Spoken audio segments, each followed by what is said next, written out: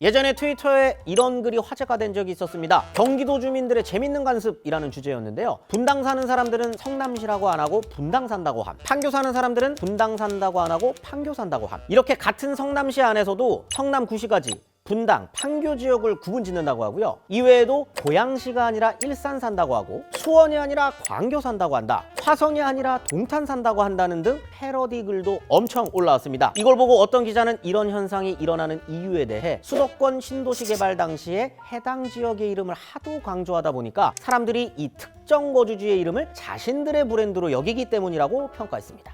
신도시를 살아가는 사람들이 이렇게 자부심을 느끼는 데는 그만한 이유가 분명히 있을 겁니다.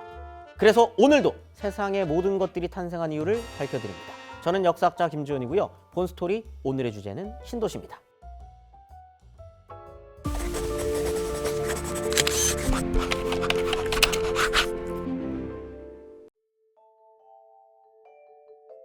경기도 성남시는 대한민국 신도시의 역사가 모두 담겨있는 도시라 해도 과언이 아닙니다. 60년대 영기 신도시인 구시가지, 80년대 후반의 1기 신도시인 분당, 그리고 2000년대 들어서 만들어진 2기 신도시 판교라든지 위례 등이 모두 성남이라는 도시에 담겨 있으니 말입니다. 이 세 개의 신도시들은 분명히 같은 시의 행정구역 내에 있습니다만 신도시로 개발된 시기가 언제냐에 따라서 외형적으로나 도시 기능적인 부분까지 전혀 다른 모습을 보이고 있습니다. 가령 주거 형태만 비교해 보더라도요. 60년대 이주민들이 터를 잡은 지역인 구도심은요. 아직도 노후화된 주거시설이 가파른 언덕마다 빼곡히 들어서 있어서 재개발이나 정비가 필요한 곳들이 많이 발견됩니다. 반면에 2기 신도시로 들어선 판교, 그 중에서도 진짜 부자들만 산다는 서판교 지역의 타운하우스는 서울의 성북동이나 한남동, 부촌이 연상되는 분위기의 단독주택들이 들어서 있는데요. 이 동네는 LS그룹, 두산, GS, 카카오, 영남일보, 해성그룹 등 재계의 이름난 총수들의 가족들이 살았거나 지금도 살고 있다고 전해지고 있습니다. 또 신세계 정용진 회장의 백현동 자택은요, 경기도에서 가장 비싼 집이라 평가받았는데 토지 매입 당시에 땅값만 무려 100억 원 이상이었다고 합니다. 웬만한 부자가 아니고선 진입하기 힘든 신흥부촌이라는 것이 분명해 보이네요. 한편 동시기에 함께 선정되었던 2기 신도시들로는 수원 광교, 화성 동탄, 파주 운정, 김포 한강, 경기 양주, 송파 위례, 인천 검단, 평택 고덕국제 등 총 10곳이었습니다. 2기 신도시 사업은 2007년부터 본격화되어 대부분 이젠 어엿한 도시의 모습을 하고 있지만 일부 신도시는 개발이 지금도 진행 중인 곳이 있습니다. 1기 신도시가 89년에 시작해서 3년 만인 92년에 입주가 완료된 것과 비교해보면요. 2기 신도시 계획은 10년이 넘는 시간을 들여 진행 중인 셈인 겁니다. 2기 신도시가 이전의 신도시들과 다르게 중점을 둔 부분이 있었습니다. 바로 도시 스스로가 자족할 수 있는 기능을 갖추자는 것입니다. 때문에 각 신도시들의 중심을 잡아줄 산업 기반 배치에 상당히 공을 들였는데요. 가장 대표적인 성공 사례인 판교 신도시를 예로 들어보면요. 이 도시의 경제 기반으로는 한국의 실리콘밸리라고 불리는 판교 테크노밸리가 있죠. 이곳엔 현재 이름만 대면 할 만한 국내 굴지의 IT 기업들이 대거 입주하고 있어서 2021년 한 해만 해도 총 매출이 120조 8천억 원을 넘어서는 수준이라고 합니다. 또 지난 편에서 말씀드렸던 에르메스, 루이비통, 샤넬 등 3대 명품 브랜드 매장 입점이 확정된 백화점처럼 고소득 계층의 소비를 뒷받침해 줄 수 있는 상업시설들도 갖춰져 있습니다. 문제는 이렇게 이상적으로 홀로서기에 성공한 곳이 많지 않다는 점입니다. 2기 신도시도 1기 신도시 때처럼 중심 도시인 서울에 의존하는 정도가 여전히 높은데 전반적으로 2기 신도시들이 1기 신도시들보다 서울과 더 먼 위치에 있거나 도로나 철도 등 교통시설의 연계가 부족해 인구의 유입이 더딘 곳들도 존재했고요. 또 설상가상으로 2008년 금융위기 이후에 부동산 경기 침체로 이제 막 지어진 주택들인데도 분양도 안 되고 거래량이 뚝 끊겨버리는 상황이 속출했습니다. 이번에는 부동산 시장의 발목을 잡고 있는 미분양 아파트 문제를 들여다보겠습니다. 미분양 아파트를 줄이기 위해서 파격 할인에 나섰습니다. 아직 제대로 시작도 해보기 전에 2기 신도시들은 위기에 몰린 겁니다.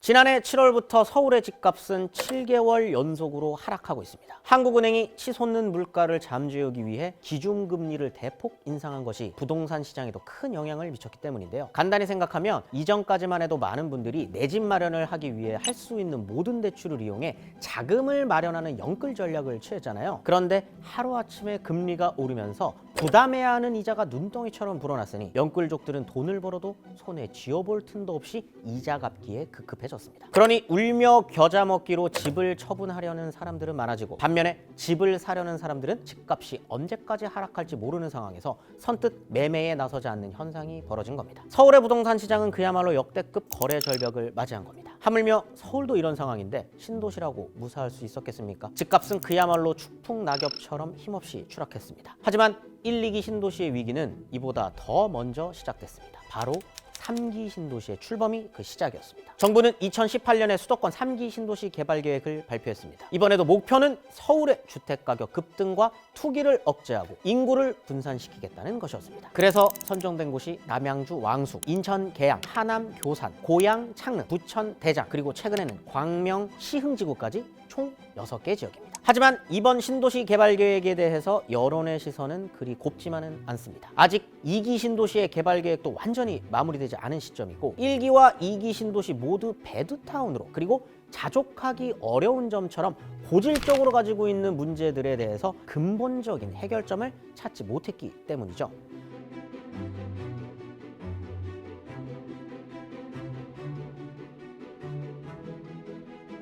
이제 새로운 도시라고 부르기에도 상당히 노후화된 초기 신도시들에 대한 대책이 무엇보다 우선되어야 하는 것은 아닌지라고 말이죠.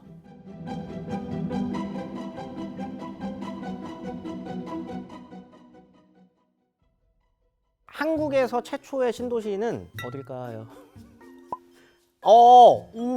울산 아니에요. 울산 아니고 한남동입니다. 한남동. 30년대에 일본이 그때는 서울이 지금의 서울이 아니었으니까 서울의 외곽 전원주택촌을 만드는 거거든요. 거기에 한강이 바라보이고 산도 남산도 끼고 있으니까 부촌을 형성하려고 했었던 거죠. 거기. 그래서 신도시 개발을 이렇게 시작을 해요. 지금 우리의 지리 개념이라고 생각하시면 안 돼요. 이태원역에서 한강진역으로 가는 그 길 아세요? 삼각지에서 이렇게 넘어와서 한강진 쪽으로 이렇게 빠지는 길이 있습니다. 그때는 서울 외곽 순환 도로예요. 거기를 기준으로 뒤쪽이 다 이제 전원주택을 만들려고 했었던 게 식민지이긴 하지만 한국 최초의 신도시 계획인 거죠.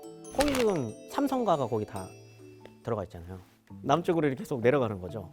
남쪽으로 갔었던 제일 중요한 이유는 북한이었을 거예요. 아마도. 그게 자료로 딱 우리는 북한 때문에 간다 이렇게 얘기 남아있거나 그런 거는 아니지만 일산을 제외하고는 남쪽이나 아니면 서쪽에 있잖아요. 다 중동, 과천, 분당 다. 미사일 사정권 때문에 그랬다라는 속설도 있었어요. 70년대까지 북한에서 미사일을 쏠 때 미사일 사정권 안에서 더 계속 멀어져야 되니까 그래서 종부종합천사가 계속 아래로 내려가는 거예요. 과천 갔다가 지금 밑에까지. 그래서 지금 계룡대 부근으로 원래는 수도 이전을 하려고 했었죠. 그러다 보니까 지금도 신도시들이 만들어질 때 메인으로 갈 수밖에 없는 건 이제 남쪽이 된 거죠. 점점 중심이 그렇게 옮겨갔으니까.